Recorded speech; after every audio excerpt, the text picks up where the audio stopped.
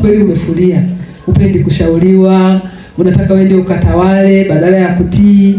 Yote hayo yanakuwa ni chanzo cha kuingia katika changamoto ya kuachana. Nashukuru sana kwa majibu mazuri. Nikiongezea baada ya swali hilo niongeze kidogo kwamba vijana wanahamasishwa kuoa, na kuna maneno wakati fulani wanaambiwa na wale walio bwana, ukiwa kwenye ndoa kuna raha sana.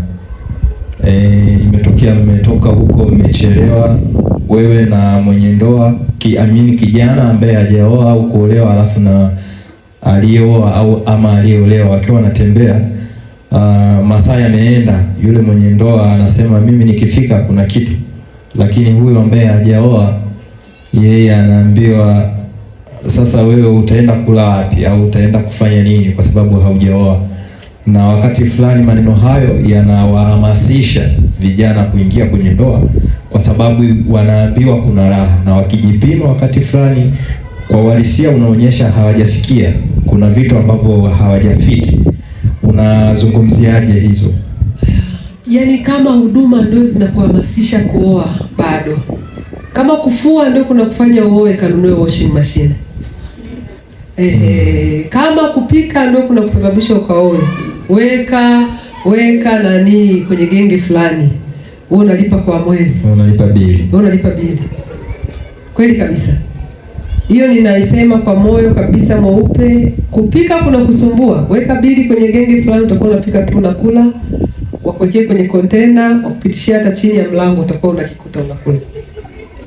Alafu ziko sababu za msingi kabisa. Unajua hata Mungu wakati anamruhusu Adam aweze kukuletea mke, alimpa kwanza kazi ya kichwa. Akawaita wanyama wote majina, lakini akatengeneza uhitaji. Hakuona wa kufanana naye. Mungu analeta ile craving. Yaani analeta hamu ya kuoa baada ya kuwa akili yako imeshakomaa, una uwezo wa kuona maisha katika uhalisia wake, na uhamasishwi kuoa kwa sababu ya huduma ambazo zimekosekana. Hizo huduma hakikisha uwe umeweza kuzifanya hata kabla hujaoa, ili utakapooa uendelee kuzifanya, utengeneze bondi nzuri na mwenzi wako. Amen. Lakini kama ndizo zilikutuma kuoa, ina maana uzipendi. Hata ukioa utazikimbia, na mwenzi hata kupenda, atakuwa anakuona kama mzigo, umemwongezea mzigo mwingine wa pili. Okay. Na kushukuru sana. Swali langu la mwisho, katika juma hili la Kaya na Familia hapa Forest, ni mengi umeweza kuyasema, lakini lipi ni la muhimu ambalo unatamani kulisema, ambalo pengine hautamani aliyeko hapa ashindwe kulipata ama kulielewa zaidi katika mwaka huu 2026? Wapendwa, keti katika uvuli wa Bwana. Amen. Yaani ni Mungu tu aliye na password ya ndoa.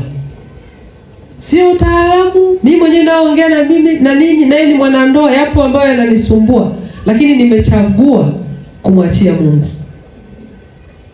Niwaambie, hakuna semina, hakuna sijui ujanja, hakuna mila na desturi, hakuna channel ya TV, hakuna mtaalamu ikiwa Yesu hajapewa nafasi yake.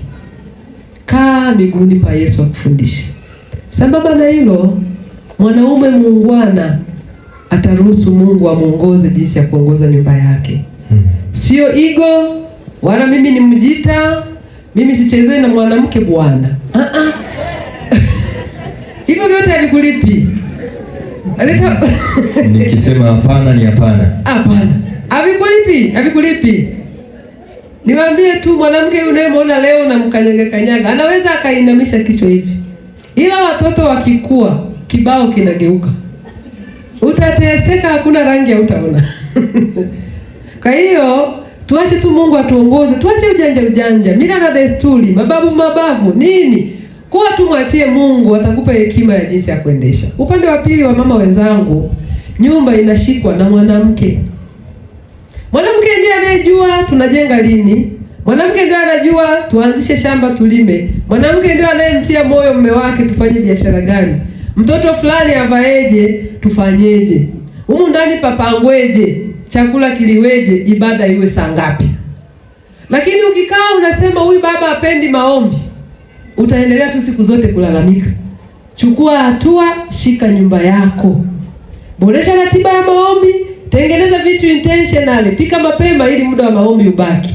Hudumia familia yako mapema, fanya usafi mapema.